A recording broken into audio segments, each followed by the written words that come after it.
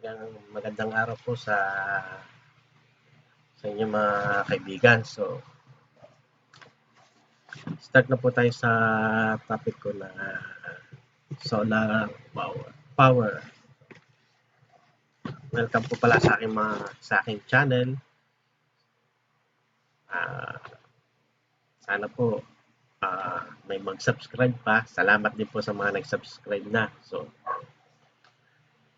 sa solar power na ito, bali meron akong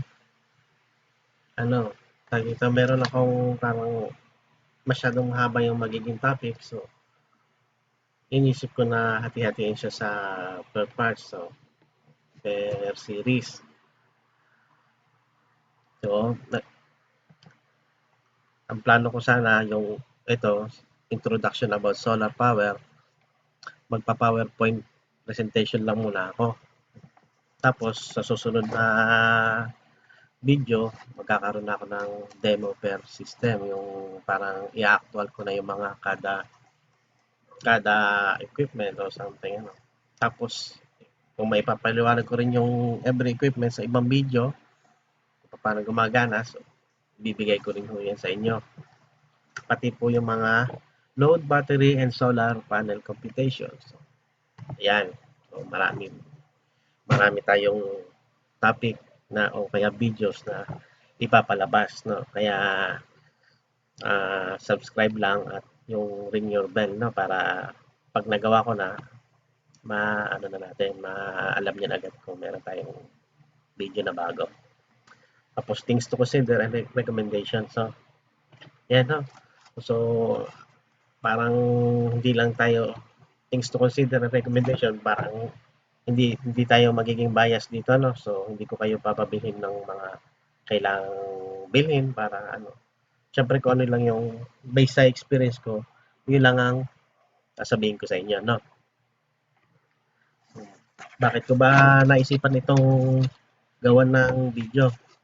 Kasi nga po, minsan may yung sa kapitbahay ko, minsan mga nagtatanong sa akin, karaniwan tanong nila kung minsan kaya ba niyan aircon mo? Diba? Mga natatanong nila sa akin. Tapos minsan may nagtanong sa akin, magkano na yung na mo, yung pagpapalagay ng solar mo, magkano na gastos mo? Tapos yung iba, magkano naman yung yung natitipid sa kuryente? So, yung sagot ko doon parang hindi ko sila masagot ng direkta kasi nga medyo maraming paliwanag dapat para maintindihan nila kasi depende lahat yung sa setup na isasagot natin. So sana sundan nyo yung series ng mga videos na ito, ano? So, sige. Start na tayo. So, PowerPoint. So, PowerPoint na lang po muna tayo, no? Sige. Start na. So, bago tayo magsimula, mag-definition of terms muna tayo, ha? Para common lang yung idea natin, no? So, solar energy is radiant light and heat from the sun. So, ibig sabihin yan, yan yung kukunin natin dito sa sa topic na to. Iyan yung pinaka radiant light, yung parang light ray lang naman yan na energy. Yan ang kailangan nating makuha to transfer na maging electrical energy. So, iyan ang tawag dyan, solar energy. Ayan ang kailangan natin, no? So, tapos, solar power is the conversion of energy from sunlight into electricity, either directly using photovoltaics, indirectly using concentrated solar power, or a combination.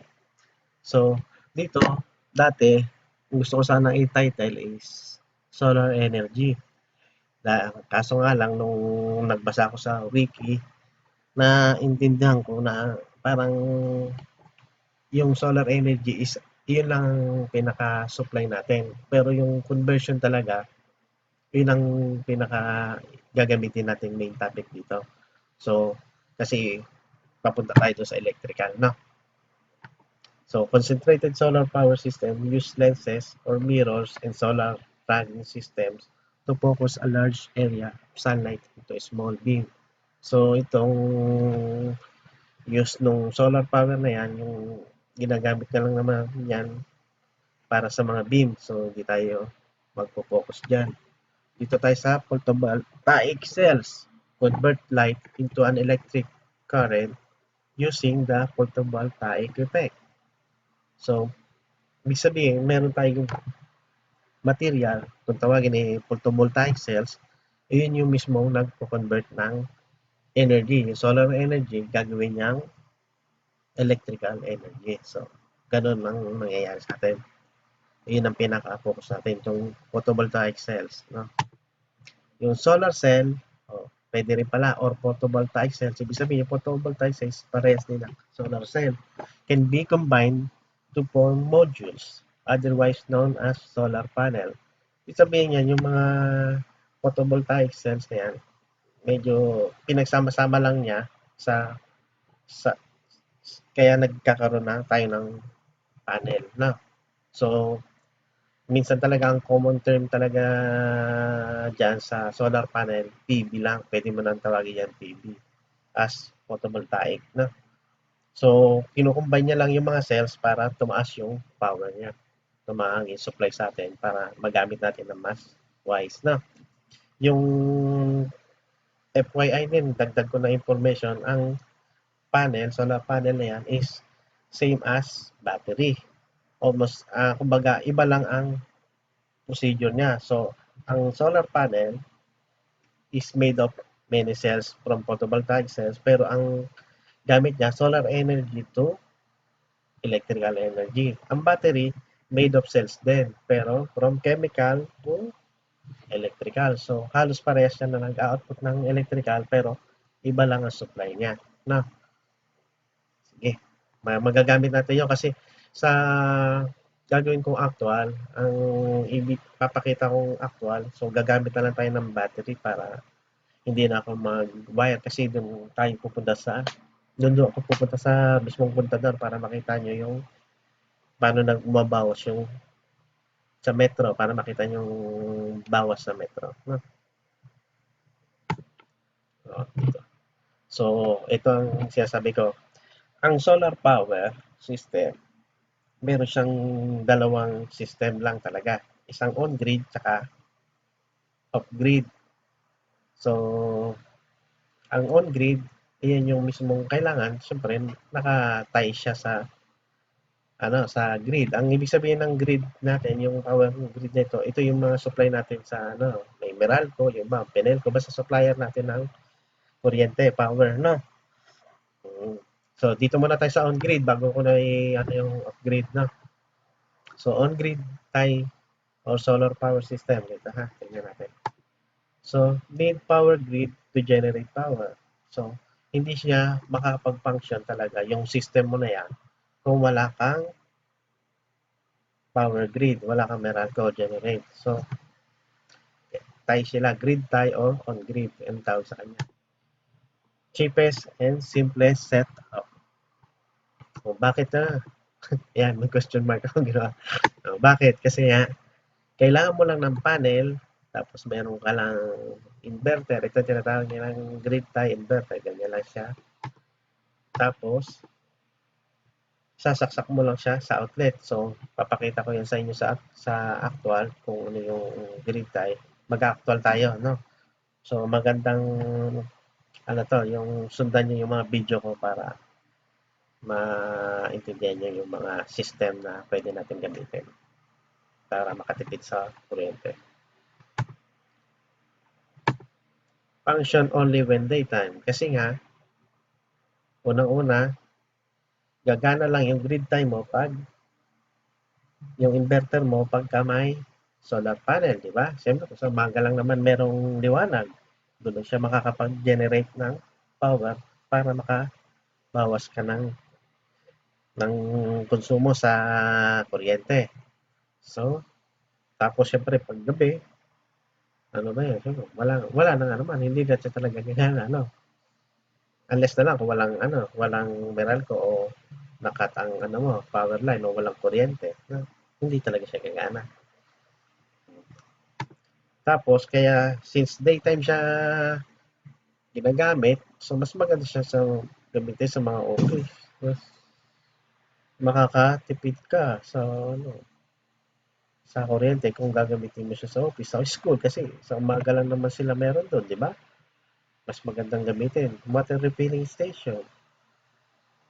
Pwedeng gamitin sa refilling station kasi medyo matataas yung wattage ng mga motor pump nila. So, pagka ginamit mo, bawas talaga ang consumption mo sa kuryente mo. Siyempre, sa bahay natin, tapos, solar farm and others. Yung solar farm, ito ay yung meron yung parang sa isang land na sa isang lote, sa area, na wala ka namang bahay, so tinayuan lang nila ng mga panels. So para lang sila maka-generate ng power tapos yon mag ano, sila mismo magbibigay sa Meralco ng power para gamitin ng ibang ano ng mga consumer, no? So doon sila kumikita, sila mismo nagbibigay sa Meralco. Tapos since ito ay unlimited power, no need to compute for the load. Unlimited power, so since nakasaksak lang siya, hindi mo na siya kailangan ano, i-compute yung mga load mo kung gaano ka yung mga wattage ng mga per load mo, halimbawa mga appliances mo, pati aircon, mga ganyan, para lang siya ano, mapagana. Wala ano to, disregard niyo yung computation sa load nyo. Magagamit mo siya as is lang, ganyan lang siya. So, kahit ilang ano, refilling station, kahit ilang aircon ang ilagay mo, walang problema. Basta ang istorya lang nito ay pagka may kung ano nakuha mong energy produsan, ilan yung may babawas mo sa billing mo sa kuryente. Ganun lang yan.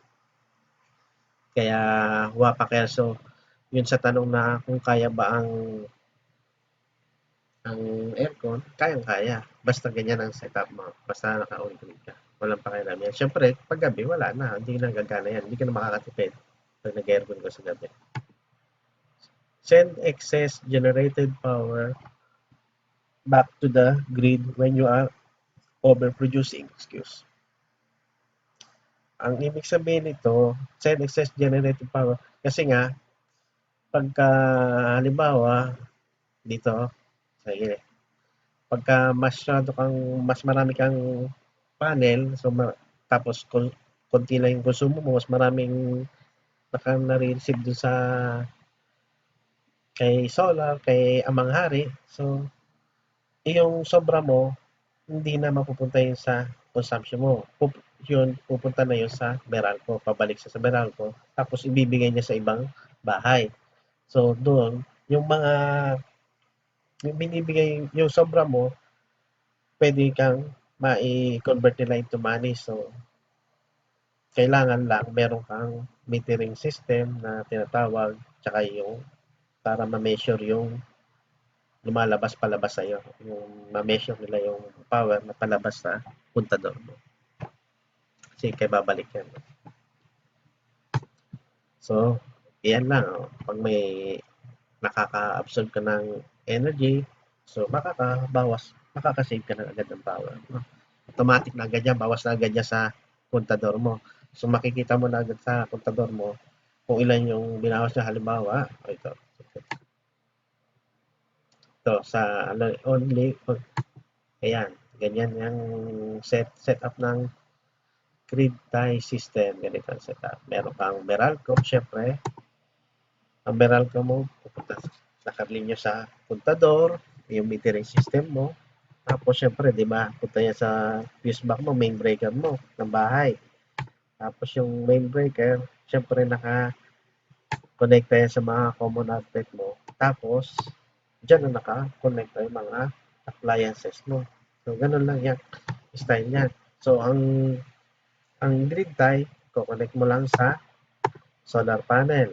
Dalawang wire lang yan, nakakonect lang. Tapos yung dalawang wire, pwede mong i-connect sa outlet o kaya kung medyo electrical ka, mas marunong ka sa electrical, pwede mong itap sa main breaker mo para mas tapos lagyan mo ang may break, isolation para mas safe.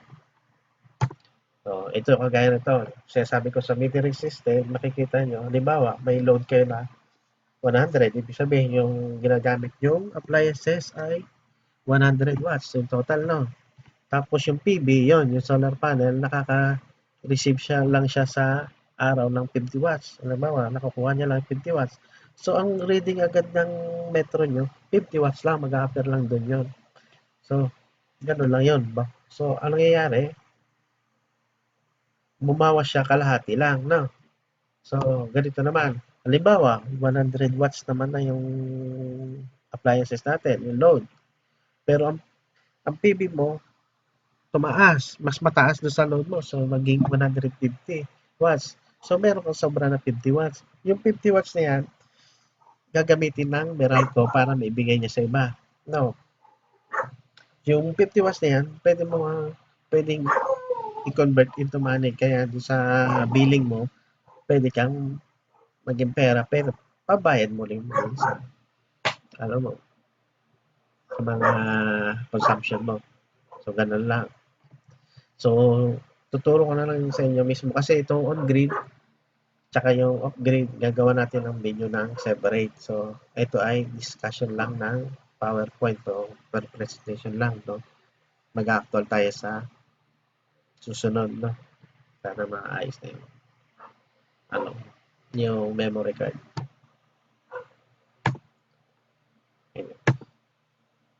Okay. So, off-grid solar power systems. Siyempre, pag off-grid, no need for the power grid to function. So, wala ka nang pakialam dyan kung may kung walang power grid. Ibig sabihin, kahit walang Meralco, okay lang. Kasi, kailangan mo lang talaga dyan ay battery para magpagana ng appliances mo. So, kaso, ang problema dito, yung voltahe mo sa battery ay DC voltage. Hindi yan gagana kung appliances mo ay require niyang AC voltage, no? Kaya, pumapasok dyan yung tinatawag na inverter of grid inverter. Ang inverter na yan, nagko-convert siya ng DC, tapos ko-convert niya yung voltage niyan into AC. So, pag labas na doon sa output ng inverter na yan, pwede nang magamit ng appliances. Kaya lang, kung diyan yung computation na pumapasok yung computation. Kasi kailangan mong malaman kung ilang wattage ng appliances mo para mapagana ng inverter mo. Siyempre, halimbawa, 100 watts yung appliances mo, dapat kaya ng inverter mo yung 100 watts. So, dapat nasa 150 o kaya 200 watts para may allowance, no? Siyempre, tapos yung battery, kaya din yung ganun kataas na wattage. Dapat nga mas marami rin kasi kung paggamit mo nung inverter na ilang minuto lang, ubos discharge na agad yung battery. So, useless. Dapat mas mataas ang AH niya. Kaya kinukompute din dyan ang battery. O, tuturo ko rin naman sa inyo lahat. Yan, computation, dadaan din tayo dyan. Need to compute for the load power. Kasi nga, gano'n, naipanawalan ko na. Dahil dito sa inverter, tsaka sa battery. Kasi, yung inverter, mayroong mga wattage capacity lang. Function both daytime and nighttime. Kasi nga, battery lang. Pwede na siyang gumana, di ba? Basta may battery ka, kahit umaga, kahit gabi, okay lang.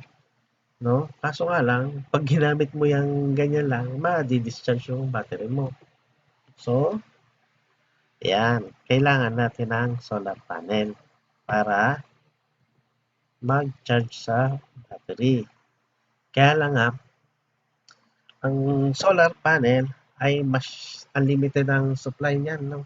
Kasi mas mataas ang wattage niyan kaysa sa battery. Parang kung dire-diretso niya yan susuplayan ang battery, pwede yang masira ang battery mo. Parang ito kasi sa solar panel, mas mataas siya since parang hindi siya basta-basta nadi-discharge, no? Mas mataas ang supply nito kaysa sa battery. So ang tendency nung dalawa, kailangan nilang may mismatch sila. Ang ibig sabihin mismatch, hindi nga parehas ng specs. So maghahabol yan sa gitna. So ang solar panel, susuplayan niya si battery para ma-charge. Kaso si battery, hahabol din paangat, tataas yan. So since may capacity, may yung battery meron din yung limit na voltahe. Halimbawa, yung sa 12 volts na BRLA, hanggang 14 lang yan kataas.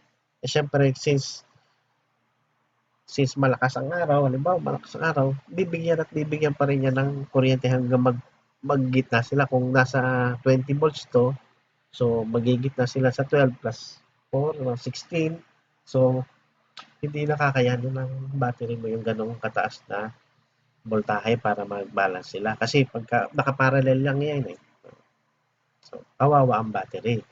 Kaya dyan nasisira, nag-over, charge siya. So, kailangan na solar charge controller. Ito ang solar charge controller. Ang ginagawa niya, inililimit niya lang yung supply voltage mo o kaya yung gitna niya. So, hanggang 14 volts ka lang. Parang ganyan. Kahit gaano kadami ng mo, yung solar panel, yung energy na galing sa yung electrical energy na galing doon sa panel mo, hindi niya na ibibigay yun sa battery. So, hanggang 14 ka lang. So, hanggang middle ka, hanggang doon ka lang sa pinaka-max ng battery. So, tatagal ang lifespan ng ating battery. Maalagaan siya. No? So, kailangan ng charge controller para protektahan yan. So, dahil expensive and complex setup, kailangan kailangan mong i-compute. So, complex yan. Tapos medyo marami kang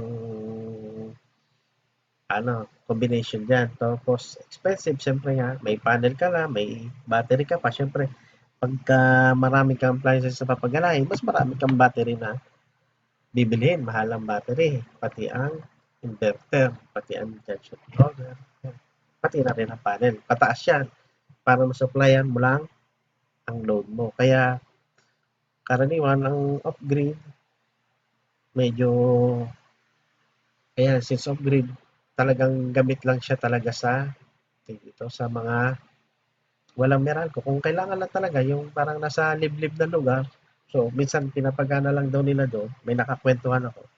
Pinapagana nila, may solar power siya, pero ilaw lang. So kahit wala na silang mga appliances. Hindi na pinapagana yung ano, yung mga electric fan kasi nga may nasa liblib na lugar ka, walang supply ng kuryente. Tapos syempre, mahirap lang din yung mga tao doon. Hindi mo na kailangan bumili ng maraming battery. So para mapatagal yon, so babaan mo na lang load mo. Yung kung ano na kailangan, pwedeng ref lang kasi may mga mapapanis, di ba? Masisirang stock ka dyan. Tapos electric fan, ay, ilaw lang, ganyan lang. Yung leads lang talaga. So, dito naman, solar energy kasi nga may stored power ka. Ang gano'n lang ginagawa, store mo lang sa battery. Yan lang yung procedure niya. Hindi, magkakasave ka lang kung ginagamit mo na yung battery mo. So, para makatipid din, isang way din yan para hindi ka gumamit ng inverter, humanap kayo mga equipment mo, DC voltage din. May mga, ayan, ano ba, yung bombilya na DC voltage pang DC. Tapos meron din yung electric pan ngayon na DC voltage na rin. Kasi ginagamit ko na yan. Off-grid. Ay, boy. Tubig. Off-grid solar power system with backup grid. So, ganito lang yan. since may backup ka, pag wala ka ng, tawag dito, ubos na ang battery mo, halimbawa ginagamit mo is off-grid, naubusan, na-discharge yung battery mo, automatic pupunta si Meralco, yung grid. So may, di ba, ang design natin solar power, pupunta sa charge controller. Yung charge controller mag-protect sa battery, sa charging niya.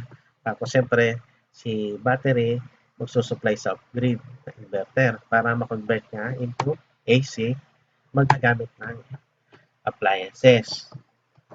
So ganito na yan. So meron tayo ditong power grid, si Meralco. Tapos naka-connect na siya sa ATS kung tawagin, automatic transfer switch. Ang ginagawa yan ay nagamit yan, dalawa yung input mo, isa ang output mo. Mamimili siya kung ano yung input mo. Ganun ang gamit ng automatic transfer switch. So, pwede mo nang ilagay yung output ng grid inverter mo dun sa ATS na yan, automatic transfer switch yan.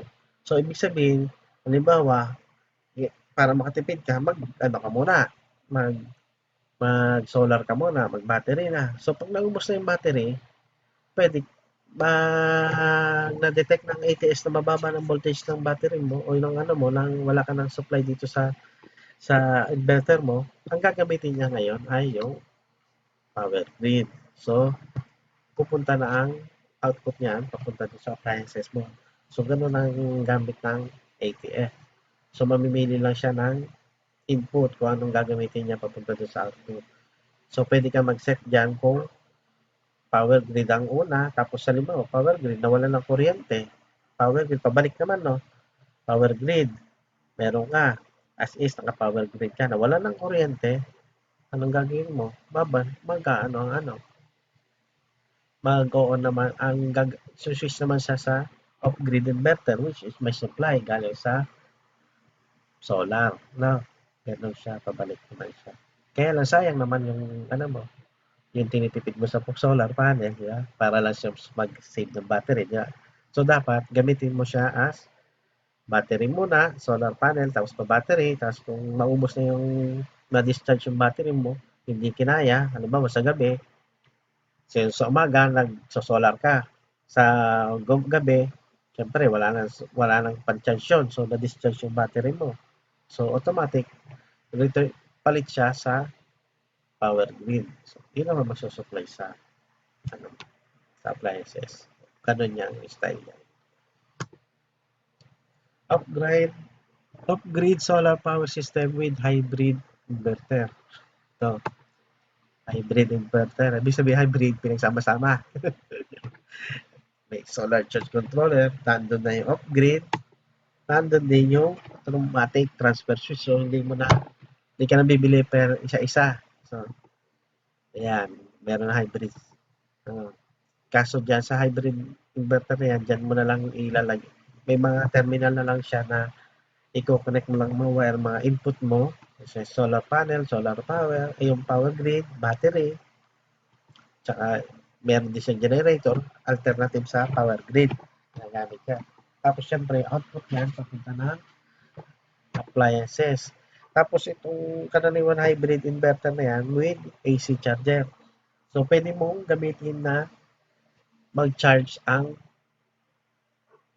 power grid mo papunta ng battery. So, di ba ang style natin dati ay solar panel ang nag-charge sa battery. Ngayon, pwede rin maging power grid ang gagamitin mo sa battery. Kasi nga, parang depende sa program mo na gagawin po yung program setup. Kasi ito, programmable na yan para maano mo yung mga function.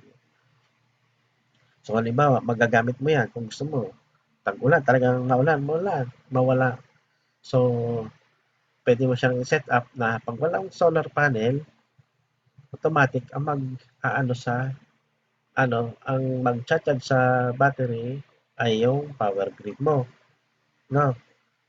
Tapos nawala naman ng kuryente na, so meron pa rin backup na battery, hindi madi-discharge.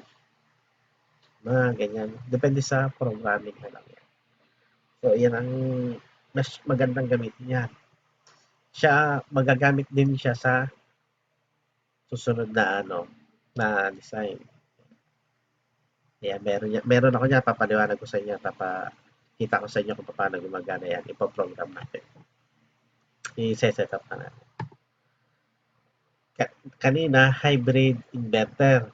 Ito, hybrid solar power system. So, naisip ko lang kung paano i-assemble ito. O baka meron din gumagawa nito. Kasi nga, kumpleto naman ako ng system. Pwede ako mag-connect sa solar ng on-grid. Pwede ako mag-connect ng off-grid. Kasi nga, may mga equipment ako dyan para doon sa mga ganun setup. So, hybrid solar power system. Ibig sabihin nito, hybrid solar power system. Yung hybrid, pinagsama mo ang on-grid tsaka off-grid na. So, most of dito, yung gumagana yung on-grid mo. Para nagiging backup mo ang off-grid na. So, naka-on-grid ka habang hindi naman namamatayan ang Meralco, on-grid ka lang. Tapos pag nawala ng Meralco, backup na battery ang gagana. So, nasisave mo rin yung battery mo, hindi masyadong nagagamit, hindi siya nadi-discharge, no? So, tatagal ang buhay ng battery dyan pag hindi mo nasa. Yan, meron halimbawa, yan, may hybrid ka, inverter, syempre. Bago mo ma-set up ang hybrid, ang unang kinakabit dyan ay yung battery. Papaandarin mo yan, tapos ma-connect mo lang yung dalawang wire niya papunta doon sa inverter. Pwede mo na siyang i-on. Magkakaroon na siya ng display, tapos pwede mo na siyang i-program kung gusto mo. Tapos, yan, input mo lang yung kagaya kanina, input mo yung power grid, yung solar panel, tsaka yung output mo papunta ng appliances. Siyempre nga, since hybrid solar power system tayo, so mula doon sa solar panel, pwede pa tayo mag-connect ng grid tie, inverter. Na, siyempre, ano yan, depende lang talaga sa setup, sa program natin, ipoprogram natin. Napakita ko sa inyo pwede yung setup. So, ito sa palagay ko, ito ang magandang setup sa akin, no? Yung program setup. Ito ang program setup na ito yung ipoprogram ko dun sa sa mismong inverter. Yung halimbawa sa output, utility first before solar. Ang ibig sabihin niyan, yung magiging output mo papunta ng appliances galing muna sa mga utility kagaya ng Meralco o kaya sa generator. So parang dumadaan lang yung power mo galing sa Meralco, dinadaanan niya lang ang ang inverter mo. First before solar. So hindi siya gagaling muna hindi siya gagamit ng inverter. Di ba may internal na inverter yung hybrid?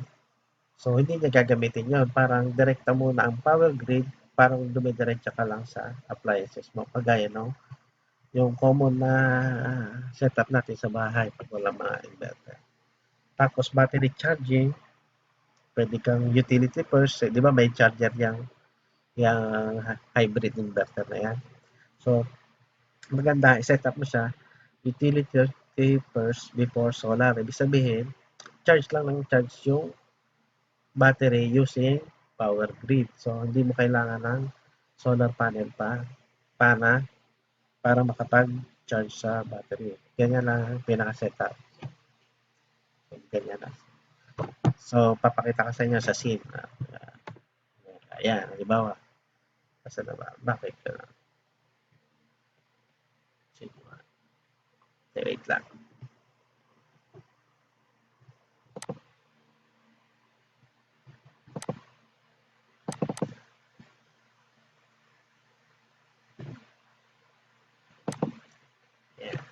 Ayan, scene 1 tayo. May baka na doble pindot ko. So, scene 1, scene 1, umaga, daytime, syempre, halimbawa, umaga, tapos grid on, power grid, no? Yung power lang ha. Yung grid on, may supply tayo, syempre, na kuryente sa bahay. Normal na buhay na ano, may umaga na may kuryente, pero may Meralco. No? So, syempre, ang solar natin, PV natin, gagana. Kasi nga, umaga, no, meron siyang supply sa dito, sa inverter. Siyempre, yung GTI natin, grid tie inverter natin yan, gagana din kasi meron kang solar, ma-input mo dun sa inverter mo, tapos yung inverter mo nakakonekta naman sa power grid, meron din power grid, so okay lang, functioning pa rin siya. So, ang battery mo, full charge pa rin, hindi magagamit ang battery dyan. So, may output. So, parang on-grid as is, gumagana siya as on-grid. So, parang dito, parang kahit wala na ang solar panel kasi hindi mo naman siya gagamitin papunta ng inverter. Parang useless ang ano mo papunta ng inverter. Para ka lang na on-grid. No, kasi nga, yan nga. Panel to inverter, tapos yung inverter papunta ng Meralco, tapos dumaan lang sila sa terminal block nung inverter, hybrid inverter, papunta na appliances. Ayan lang.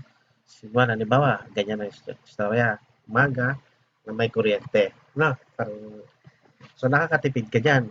So, ayan din, pagka sobra naman yung power na produce mo from solar panel, so ayos. May back money ka, pwede kang may convert mo again sa money kung may metering system ka. Na, okay. Tapos,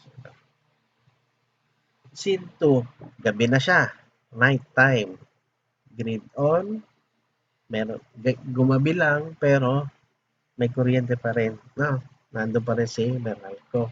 Siyempre, ang mangyayari, solar off. Kasi nga, gabi. Di ba? Siyempre, pag wala nang nare-receive sa ano, wala na rin yung useless na rin ang inverter mo, grid tie inverter. Pero, full charge pa rin ang battery mo kasi ang nagsusupply pa rin sa appliances mo, sa mga load mo, ay yung Meralco lang. Tumatawid pa rin siya. So, as usual na gabi, na as on grid pa rin siya pagkagabi. Ganun lang yan. Naka-on grid ka pa rin. Kasi nga, kaso, paggabi nga lang, di ba pag on grid, useless na ang, hindi ka na makakasave doon. Yun ang sayang sa on grid, hindi pang umaga lang mo siya magagamit. Pagka scenario 3, halimbawa, kinabukasan, nawalan ng kuryente. Nawalan ng kuryente. So, syempre, ano mangyayari? Hindi gagana ang GTI mo. Off. GTI off. No. Pero si solar panel, since umaga siya, doon mo siya magagamit mag-charge ng battery. No, kasi since wala nang, di ba, meron tayo dito sa may output, utility first before solar. Ang magiging output mo ngayon, yung solar from battery. Na, so susupplyan ng battery papunta ng inverter, magiging output nun AC, gagamit na. Since nadi-discharge yung battery, si solar panel ang mag-charge sa battery. Ganun lang yan. Sana na-get nyo yung ganyan scenario na number 3. Pag nawala ka ng grid, battery na ang magpapaandar sa iyong appliances, no? Sa load. So, yung solar natin as magre-refill lang doon sa nawawalang charge ng battery. Ayan. Hindi ang solar power ang magsusupply sa appliances. No, yung battery pa rin, no? Since nadi-discharge yung battery, di ba? Ang may charge controller ka, pag na-discharge na yung, nagbabawasan ang charge ng battery, na-detect ng solar charge controller, ikukuha siya sa solar power panel. No, pagka fully charged naman siya, hindi siya makukuha sa panel, sa PV. Ganun lang. Scene 4, nighttime, gumabi. Tapos, grid off pa. Siyempre. So, siyempre, kung grid off, walang Meralco, wala yung kaya dito, wala yung GTI, yung grid tie inverter mo, hindi nagagana kasi wala na yung Meralco. Tapos, syempre, since gabi, wala nang solar. Wala ka ng charging. Pero ang battery mo dito, ang scenario dito, nagdi-discharge pa rin kasi siya nagsusupply sa buong load mo sa appliances. Ayan. Maganda. Kumbaga, pero at least, dire-diretso siya. Magagamit. May backup ka na rin agad. Ayan. Mukhang tapos na ito. Tapos na. Sana nakatulong ako sa inyo na naintindihan nyo yung ang paliwanag ko na hindi na pwedeng pagganahin talaga ang mga aircon. Tapos ang tipid niyan depende sa sa sikat ng araw. So wag tayong makinig doon sa sinasabi ng mga installer na parang hindi ako naniniwala doon. Para sa akin lang hindi ako naniniwala na mga 4 years, 5 years may return of investment ka na, ROI. So syempre depende yan sa sa liwanag sa araw. Tapos kung magkano yung natitipid mo kada buwan, hindi mo masasagot ng tama, no? Depende pa rin kasi sa araw, no? Ano pa ba yung isang tanong? Magkano? Ayun, depende sa gusto mong setup. No? Tapos kung ilang wattage, no? Kung ano pipiliin mo para sa'yo. So, ayan, sana malaking tulong yan. So, subscribe na lang tayo, ha? Sa channel na to, pakitandaan na lang nyo yung it's better to give than to receive. So, sana share lang. Ano pa ba? Thank you. Next video na lang tayo ulit. Pagka okay na yung mukhang nagka-problema yung memory card ko. Hindi ko ma-i-actual agad. Paunti-unti lang makukuha yung camera. Bye-bye. Have a good time.